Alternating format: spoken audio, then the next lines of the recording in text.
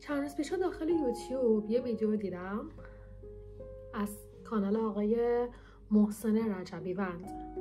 میتونم به جرئت بگم که اصلا اون ویدیو باعث شد که من الان اینجا روبروی شما بشینم و شروع کنم به صحبت کردن. اول از اینجا شروع کنم که من چند وقت بود که چنل یوتیوبمو زده بودم، ولی خب بنا به دلایلی که از دیدگاه خودم موجه بود شروع نمی‌کردم.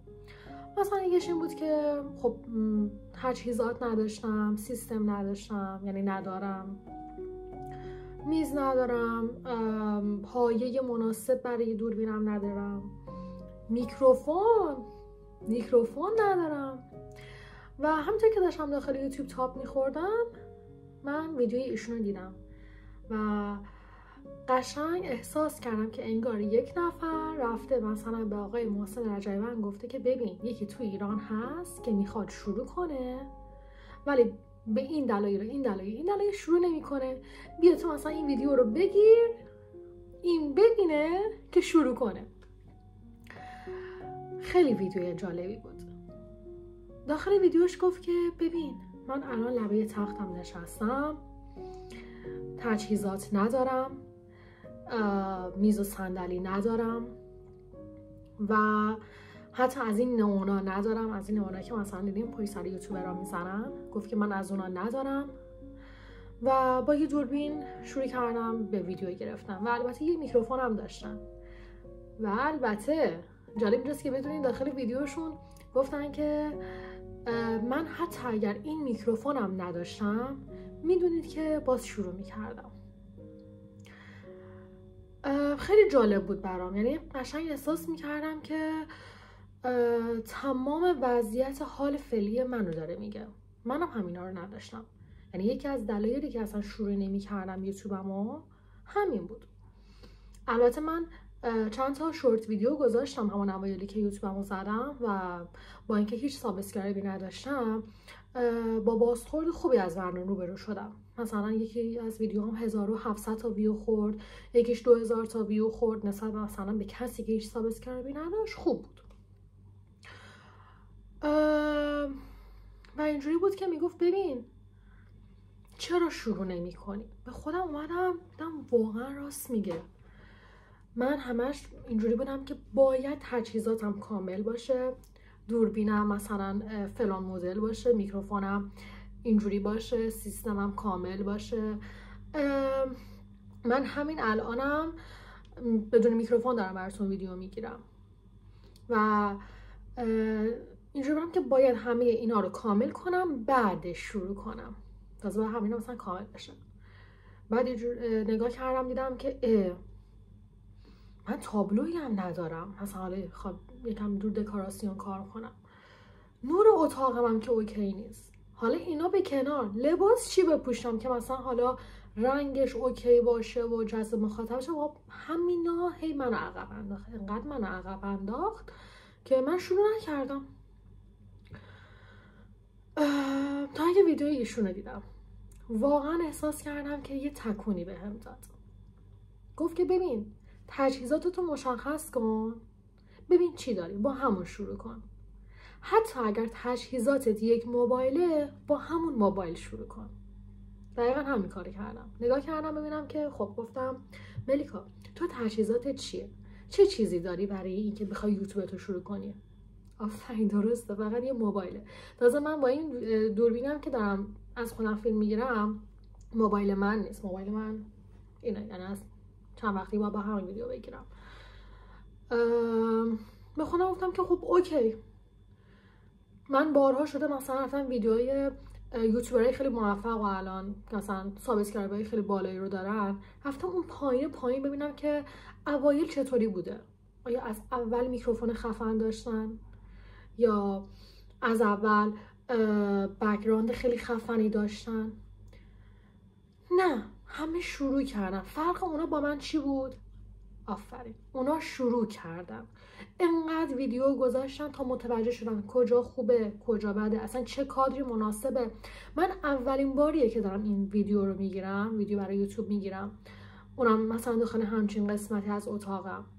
به خاطر همین خب من تا زمانی که ویدیو نگیرم، تا زمانی که شروع نکنم، نمیدونم که اصلا چه کادری مناسبه، اصلا نمیدونم که چه نوری مناسبه، کدوم قسمت بشینم کدوم قسمت نشینم.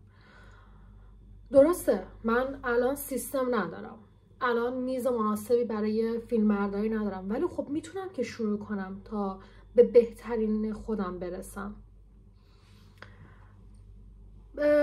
باعث شروع کردن من آقای محسن رجبی‌وند بود، ویدیویی که گذاشته بودم. مثلا این باعث شد که من اصلا یه تکونی به خودم بدم و بگم که خب ببین وقتی این شخص توی آمریکا با اون همه امکانات ولی تونسته با حداقل امکانات مثلا شروع بکنه، پس تو هم میتونی. و من الان میخوام به تویی که داری این ویدیو رو نگاه میکنی بگم میدونم که پر از استعدادی، میدونم که کلی ایده داری. یکی شروع نمیکنه میگه ایده ندارم، یکی شروع نمیکنه میگه تجهیزات ندارم. اینا رو بریز کنار. منم مثل تو هم. من همین الان که دارم این ویدیو رو میگیرم فکر کنم کلا 14 تا دونه سابسکرایب دارم، ولی شروع کردم.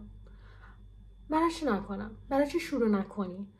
الان من چنل یوتیوبمو مثال زدم، اصلا شاید شما چنل تلگرام زدی، شاید چنل یوتیوب زدی، شاید اصلا میخوای یه پیجی رو بزنی بیاری بالا، شاید اصلا آنلاین شاپ داری میزنی. هر چیزی مهم نیست، مهم اینه که فقط شروع بکنی. اصلا هم نترس از بابت اینکه بگی وای اگر شکست خوردم چی؟ خب بخوری.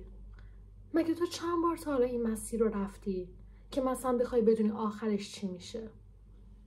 مثلا من چند بار تا حالا ویدیو یوتیوب گرفتم که بدونم وای قراره چه اتفاقی بیفته.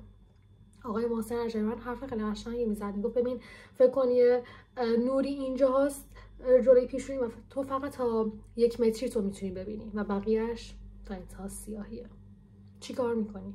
توقف میکنی؟ معلومه که نه. یک قدم میری جلو. منم به تو میگم میدونم که پر از ایده‌ای، پر از استعدادی. شروع بکن. اصلا مهم نباشه برات حرف بقیه، وای میتونی وای نمیتونی. بهترین کار اینه که شروع بکنی. دقیقاً فرق تو با بقیه اینه که شروع بکنی و راجبش با هیچ کس صحبت نکن اصلا، حتی با رفیقات. فکر نکن مثلا اگه باشون صحبت کنی قراره که بیان حمایتت بکنن و اینا، نه اصلا. و من فکر نمی کنم الان کسی بیاد برای من بنویسه که وای نور اتاقت بد بود، وای چرا کادرت اینجوری بود، وای سرت نصفه است. اینا ساخته ذهن من بودن، اینا چیزایی بودن که من خودم خیلی مثلا در براشون گارد گرفته بودم و میترسیدم. در صورتی که مثلا اگه من الان زاویه رو تغییر بدم شما دیگه به حرفای من گوش نمی کنید. نه، خیلی راحت به حرفای من گوش میکنید چون زاویه مهم نیست. میخوام بگم هر کدوم از ما یه چیزایی رو تو ذهن خودمون بزرگ کردیم، در صورتی که اصلا شاید از دید اون مخاطب خیلی مهم نباشن. من حتی دیگه به اینجا رسیده بودم گفتم وای نکنه این قسمت صورتم تو ویدیو مثلا خوب نیفته، وای نکنه اینجاش بد بشه. خب بد بشه. این اولین ویدیویی که داریم میذاریم، من اصلا قرار چند نفر ببینن؟ حتی برای شمایی که مثلا داخل یه کاری دیگه شروع کردیم، من این قرار چند نفر شما رو دنبال کنم. اینقدر باید آزمون و خطا بکنی تا دستت بیاد. از هیچی نترس و نگران نباش. مثل من که الان ساعت 3:20 کمه، خیلی یهویی دوربین رو روشن کردم و شروع کردم ویدیو گرفتم. گفتم خب مگه اولین ویدیوی منو چند نفر قراره ببینن؟ و این فرق بین کسی که شروع میکنه و کسی که شروع نمیکنه. خواستم بگم که همین، من اولین ویدیومو شروع کردم.